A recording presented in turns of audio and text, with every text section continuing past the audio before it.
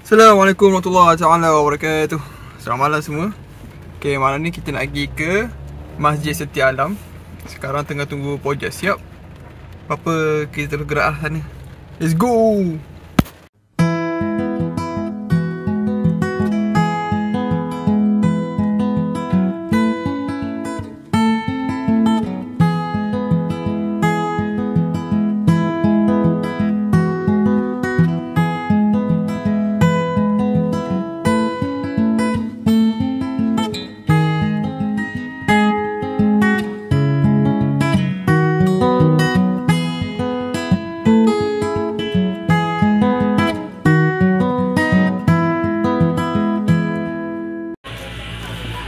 Murih.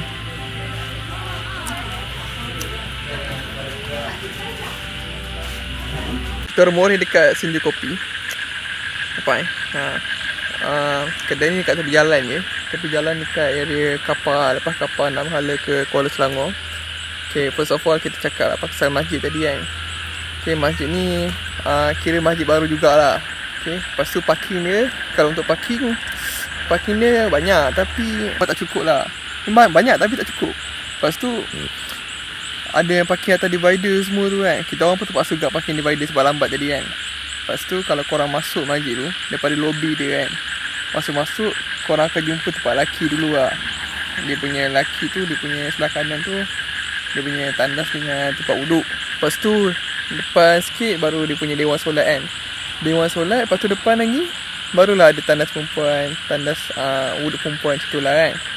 Okay, lepas tu kita move on ke dia punya MPR. Okay, MPR untuk masjid ni sedang-sedang tapi agak laju jugalah. 9.30 dah settle lah 8 rakaat. Lepas tu pukul berapa tadi? 9.50 lah, 9.50 something lah.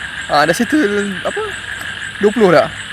So agak laju jugalah untuk masjid yang macam tu kan. Okay, so far untuk masjid ni korang boleh pergi lah kan untuk 10 malam terakhir ni.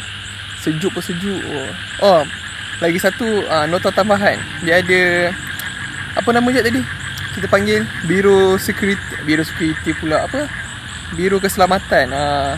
Ada brother-brother kat belakang tu yang pakai baju security tu. Dia orang akan jaga budak-budak daripada buat bising dalam masjid. Kalau budak-budak apa nak buat bising kan, dia orang ada taman kat luar tu macam playground dia orang. Kalau budak-budak kat dalam masjid tu dia orang akan control lah supaya tak bising kan. Kalau nak bising kat luar masjid. Macam tu. Tak ada lah yang main bola kertas lah. Tu lah, tak ada yang main bola tu. Bola kertas tak ada. Ya, apa pun tujuan nak cakap kan. Rasa itu je kot. InsyaAllah kita akan jumpa lagi esok. Let's go. Sekejap. Dalam banyak-banyak macam kan. Tak tahu. Sabarlah. Dalam banyak-banyak macam kan. Macam apa yang berbahaya? Tak tahu. Ya. Masa lalu.